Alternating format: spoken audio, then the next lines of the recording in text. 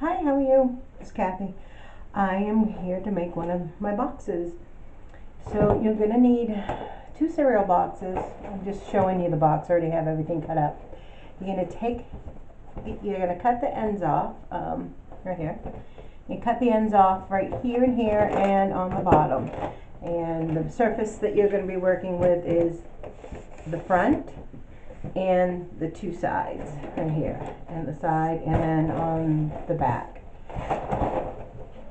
So you're going to have something like this. Go down 2 of these,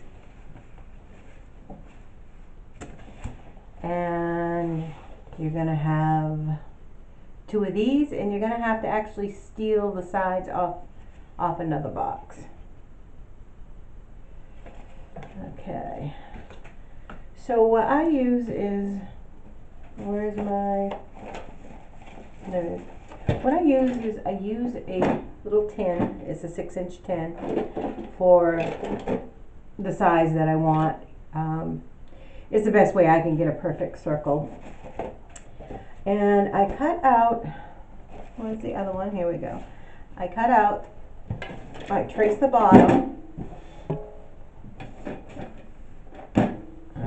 Move this a little bit. There we go. So I trace the bottom because it's going to be smaller. That's going to be your 6 inches.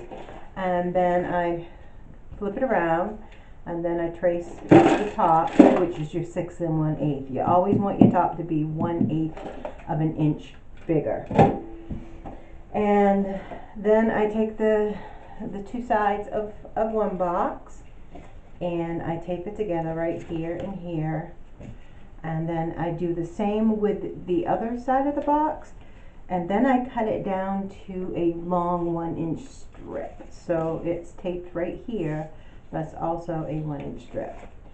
And I use masking tape. You can use a glue gun because the decoupage that I do, you don't have to worry about tape seams or anything like that because it will cover it. Alright, so take my first piece of tape, and I'm just going to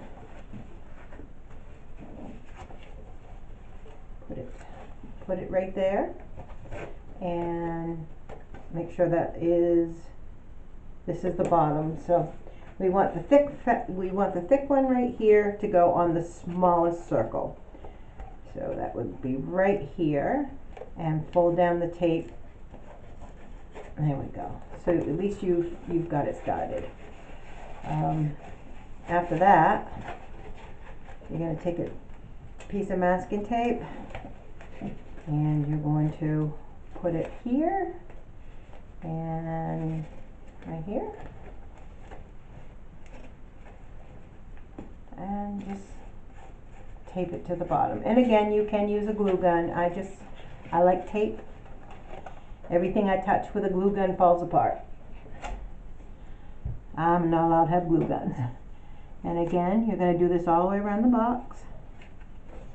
And try not to get it too crinkled on the bottom, which I did.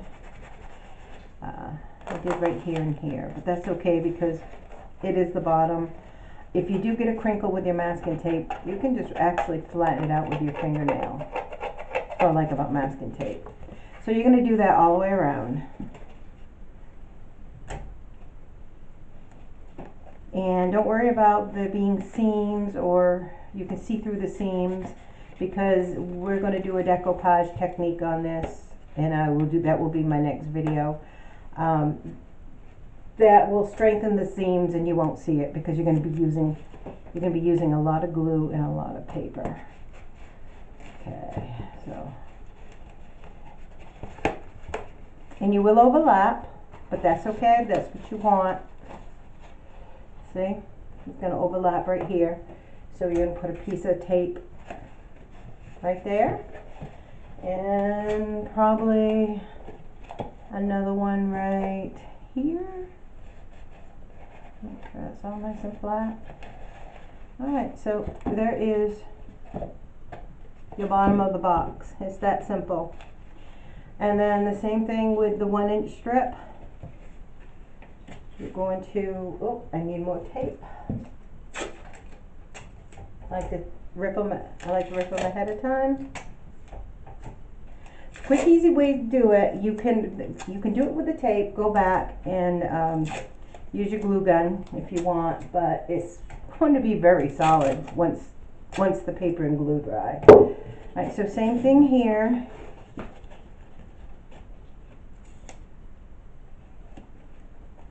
Right there, and just on the edge to edge.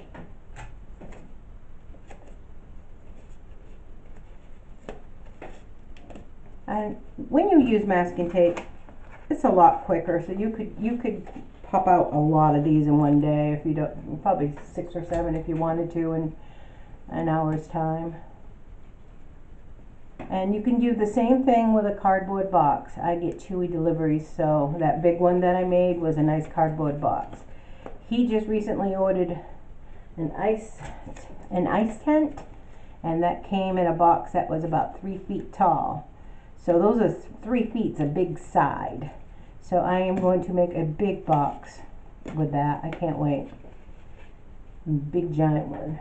These are great little boxes to store things, or when you make a gift for someone, or buy a gift for someone. Personalized box. And believe it or not, these will last a long time. I have some decoupage things I have decoupaged 17 years ago, and they are still in pristine condition. This technique I use is fun, and it gives this faux leather type of look to it. It's really interesting. Okay, so bottom, top, and you have a box. If you feel the cup is too loose, the other strip that you had used when you would cut, basically when you'd cut it in half, you can put it in here.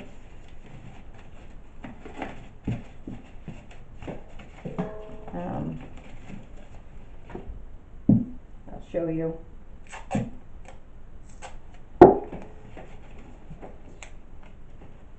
Because you're going to decoupage inside the box. Now, if you were painting the box instead of decoupaging, then yeah, you would be very careful with the tape, and you may at that point really want to use a glue gun. I just personally like tape better, because as you know, glue gun and I are not friends. Alright. Maybe someday. Alright, so that was just a little too loose for me. I like it a little bit tighter. And remember, you're going to decoupage, so you're going to be adding some width to it when you do that. Come on.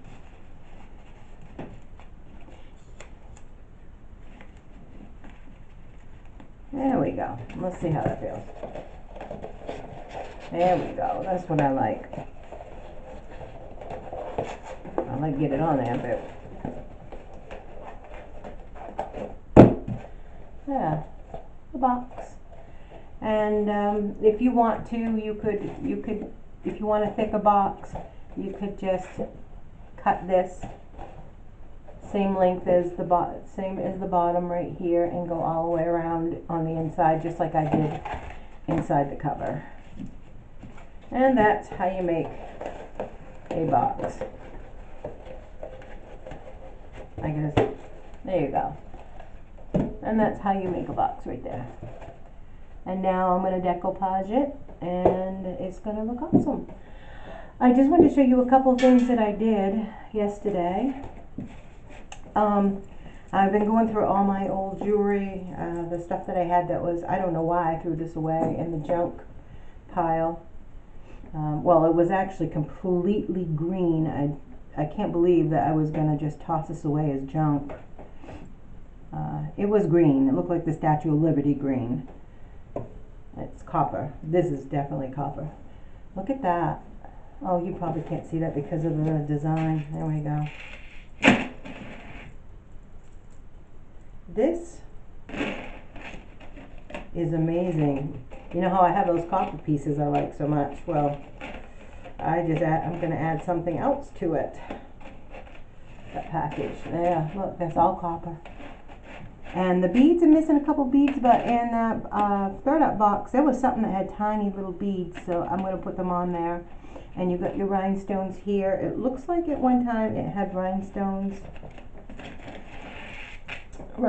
up in, there we go,